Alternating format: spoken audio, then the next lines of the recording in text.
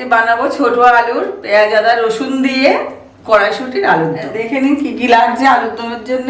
এখানে ছোট আলু নিয়েছি, এখানে পেঁয়াজ কুচি, এখানে টমেটো কুচি, এখানে লঙ্কা চিরা, এখানে রসুন, এখানে আদা, এখানে ভাবানো কড়াইশুঁটি।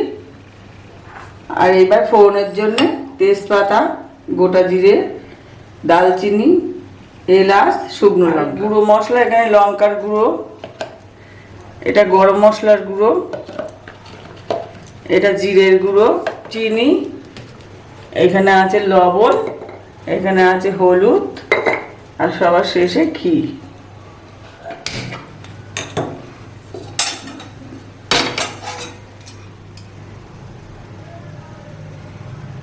তেলটা গরম হয়ে গেছে, এবার আলুটা ভেজে নেব।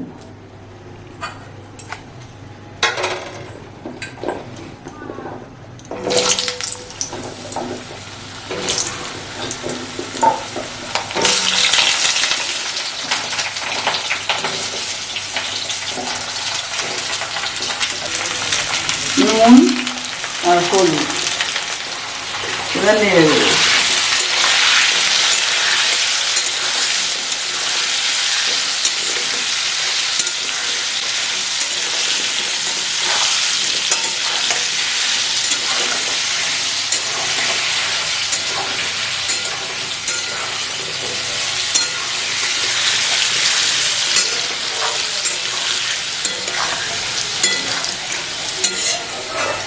আলুগুলো হয়ে গেছে ভাজা, এবার আমি তুলে নেব।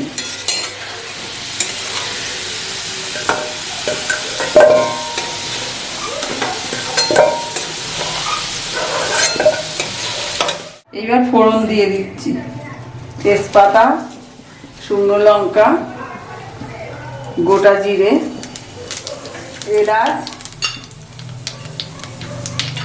আর দালচিনি, লবঙ্গ। লবঙ্গটা দেখানো হয়নি, পরে দিয়ে দিয়েছি। এবার পেঁয়াজ কুচিটা দিয়ে দেব।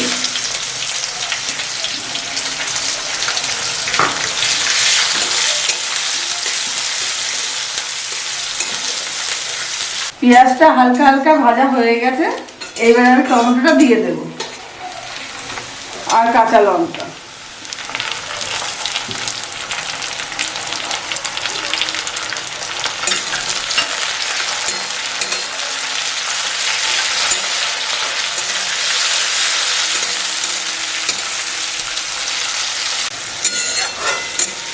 টমেটোটা গলে গেছে, এবার আমি আদা রসুনটা দিয়ে দেব। রসুন, আদা,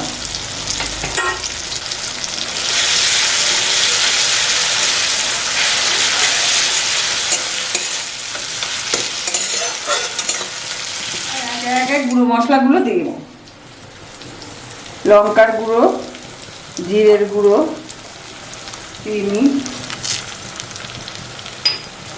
কাশ্মীরি লঙ্কার গুঁড়ো, হলুদ, লবণ। কাশ্মীরি লঙ্কার গুঁড়ো তোমরা দিতেও পারো, নাও দিতে পারো, আমি একটু রঙের জন্য দিয়েছি। এবার ভালো করে নেড়ে নেব।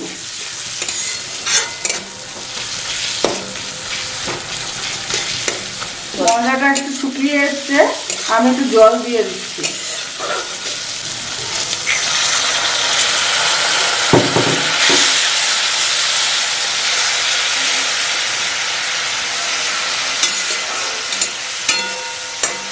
এবার মশলাটা থেকে তেল ছেড়ে গেছে, এবার আমি আলু আর কড়াইশুঁটিটা দিয়ে দেব।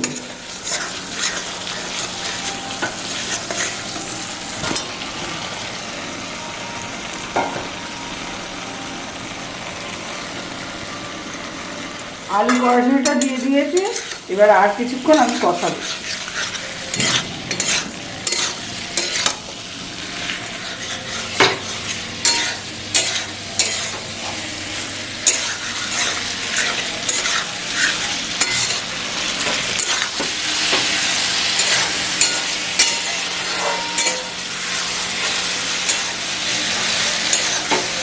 আলু আর কড়াইশুঁটিটা আমি কষিয়ে নিয়েছি, এইবার অল্প অল্প করে জল দেব।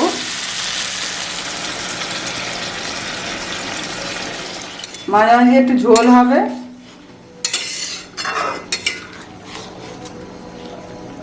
এবার আমি ঢাকা দিয়ে দেবো, মাঝারি আছে ফোটাবো, আলুটা সিদ্ধ হওয়া পর্যন্ত।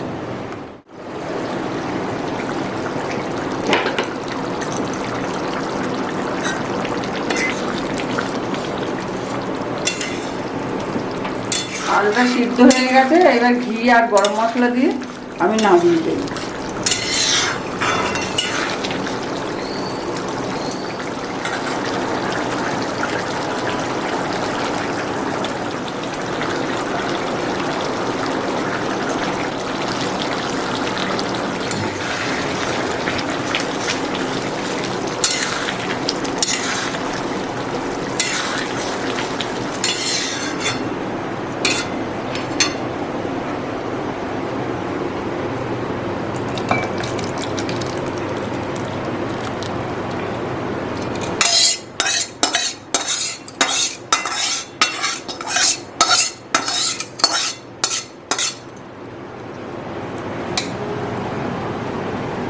ভিডিও যদি আপনাদের ভালো লেগে থাকে তাহলে আমার পাশে থাকবেন।